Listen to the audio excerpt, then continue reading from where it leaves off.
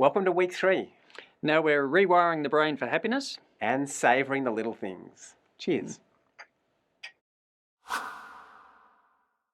So Craig, a lot of our learners this week really love the idea that we can rewire our brain, particularly for happiness. Yeah. It's we tend to think that it's pretty fixed. We are how we are, and we don't have much choice in it. But that's not necessarily the case. It's definitely not the case, in fact. And that's one of my favourite findings in psychology, the fact that the brain's constantly changing, and if we practice something, we can just hardwire in a new habit, a new attitude, or a new way of being. And a lot of our learners really liked gratitude. Yeah. Because so often in life we sort of just, without realising, maybe take things for granted. We do, of course, focus on negatives a lot of the time, just as a basic bias in our brain. But the moment we start deliberately noticing and focusing on things that we're grateful for, that we enjoy, or that are pleasant, or that, just that we're grateful for in general, it starts to rewire that habit, and then we start to naturally, it begins as a practice, doesn't it? But then we start to notice just spontaneously throughout the day little moments that we also feel a bit more grateful for. Yeah, and we're often not very conscious of all of the, I suppose, the influences around us. The media stories, news, social media can have so much of a kind of a negativity about it. And amplifying that natural tendency that we have. And being surrounded by complaints, etc., which very, in a sense, makes us always look for the negative in things, whereas we positively do need to cultivate gratitude, because there are so many things that, if we're awake to it, the simple things that we could be happy for every day. Yeah, and one of our learners made a gratitude advent calendar. So every day for the whole of December, choosing something to be grateful for. I thought that was a fantastic idea. And a closely related concept as well, related to savouring. Yes. To actually savour the things. Many were talking about coffee. Now, whether that's savouring or just withdrawal from an addiction, waking up in the morning, I'm not so sure. But anyway, but if it truly is savouring... As a tea drinker. As a tea drinker. And a wine drinker. And a wine drinker, that's right. That's right. In many a sort of corporate or work environment, if you let people know that wine tasting really is a mindfulness practice, they're right onto it. They're right onto it, yeah. But if we're going to have a coffee every day, or eat the chocolate out of the advent calendar, or do anything pleasant, might as well enjoy it. And therefore savouring, we focus on it more, so we enjoy it more, and we lock that away as a pleasant experience, which has big implications, big effects on our mental health. And even in the mundane things, to just savour the sounds of the birds, the feeling of the breeze, just so even simple things. It doesn't have to be something big or pleasant all the time, because if we say, well, I want to fill my life with a lot of savouring, then all of a sudden we could have liver problems and a few other things. So savouring, lots of different things. And why do we do this? Well, our learners really liked Rick Hansen's research around the negativity bias. Yeah. The fact that we are just wired to look for problems. That has an evolutionary basis. We survived longer if we were focused on things that were going to go wrong or were going wrong. So that's in the brain. But because of neuroplasticity, we can rewire it. He talks about being Velcro for negative experiences and teflon for positive ones. So all the positive stuff's just bouncing off, and of course we notice and catch hold of the negative ones. But with savouring, with gratitude, we start to deliberately catch some of those pleasant experiences, even those everyday ones, and it just changes our experience of life. And when somebody says something nice to us, and then normally it just goes way past, it's not true, or they don't mean it, and then something that we can interpret as negative, we latch onto that. Yes. We need to be aware that this kind of stuff is going on more of the time than we actually realise. Yeah. Something else that our learners really loved this week was exploring self-compassion, again, rewiring some habits. Oh, a big topic. And many of the learners who are repeating this time, having done the course previously, finding it much easier to cultivate self-compassion. But we do realise, as many have noted, that we're all a work in progress as far as that's concerned. Because self-criticism tends to be pretty habitual. And we don't need to worry about, I should have got on this sooner or earlier in my life, because that's just the mind going into the past. That's more self-criticism, really, in a way, just isn't another it? form of regret. What we can do is, past is past. What we cultivate in the past is turning up now. And it's when it turns up now, we have the opportunity to see it and to consciously cultivate something different. Yeah. And so the thing is to operate now, not, I wish the past was different, or I hope the future's going to be different. It's lay the foundations for it now. Yeah. So that's what we can do. Yes. Yeah, there was some interesting discussion around self-esteem and self-compassion.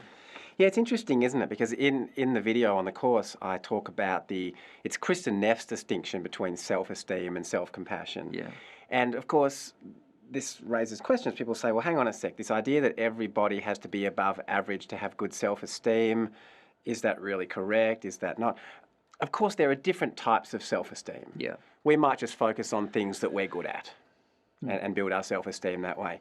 But a lot of the research does actually focus on, like Kristen Neff's research points to this, it does focus on sort of being different to others and superior to others. And if we have that kind of self-esteem where we need to be doing better than other people, So I can feel all right so we can about feel myself. good about ourselves. That leads to a raft of problems like narcissism, like bullying, putting other people down as a way of being better than them.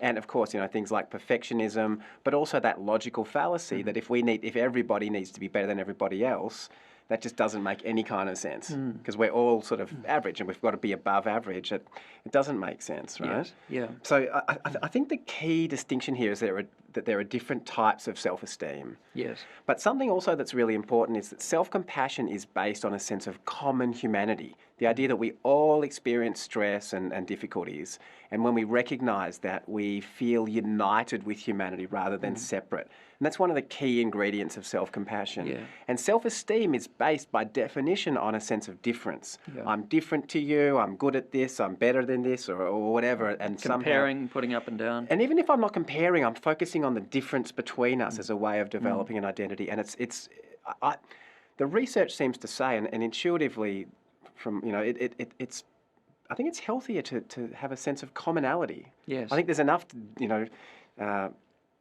division in the world. Yes. What connects everybody rather than what separates. That's correct. I mean, there is infinite diversity in the world, but if we forget the actual underlying commonality, yes, then all we see are the divisions and separations, and then there's so much more room for conflict. And that leads to things like narcissism. Yeah.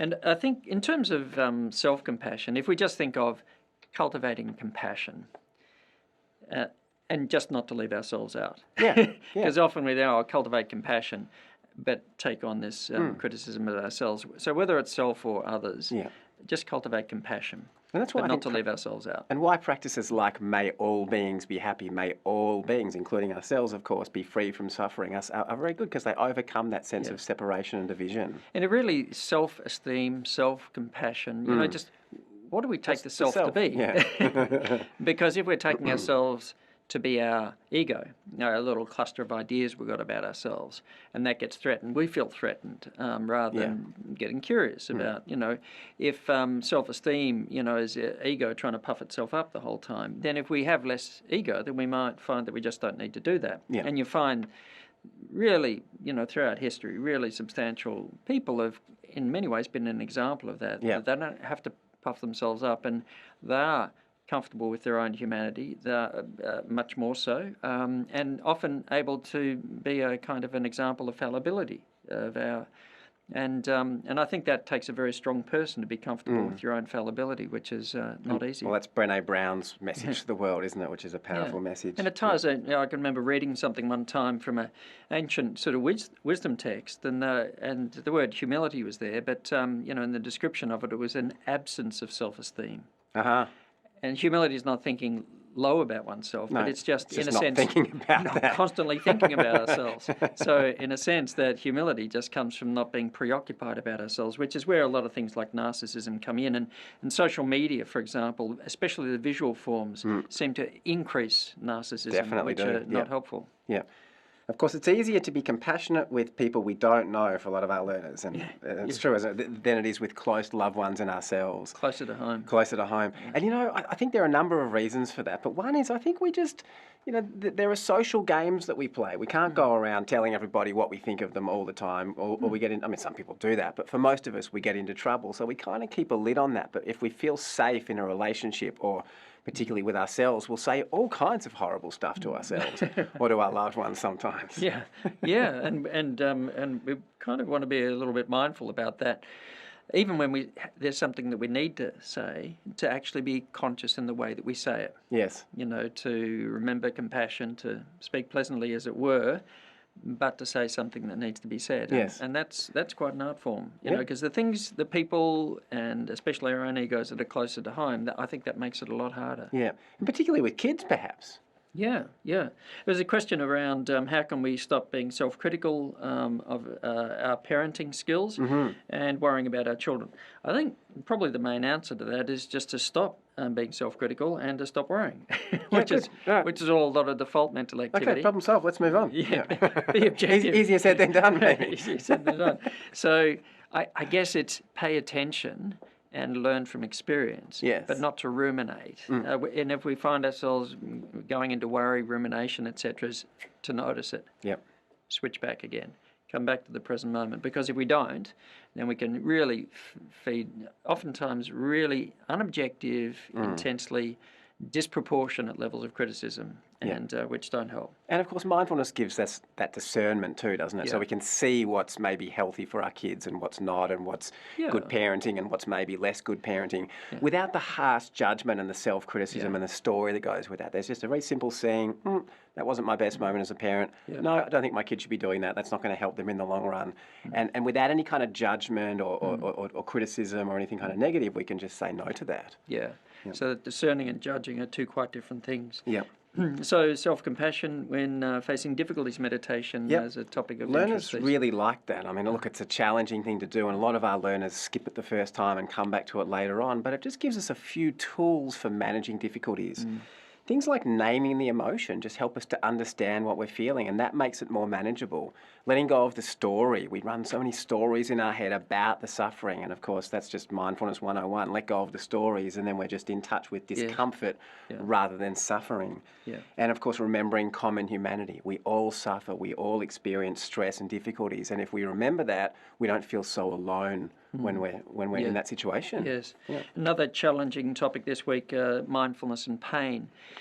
And really, any discomfort, it could be emotional, but physical discomfort or uncomfortable symptoms, tinnitus and so on. And a number of learners noticing that when they're really engaged in an activity, it could be reading, could be something else, but as the attention's really absorbed in something, those symptoms, the intrusiveness of them, not there. The suffering associated with them just recedes right into the background, which is an interesting thing, because when we're not engaged with something else, very often the attention fixates on those things, gets reactive to them emotionally, and all of a sudden suffering amplifies.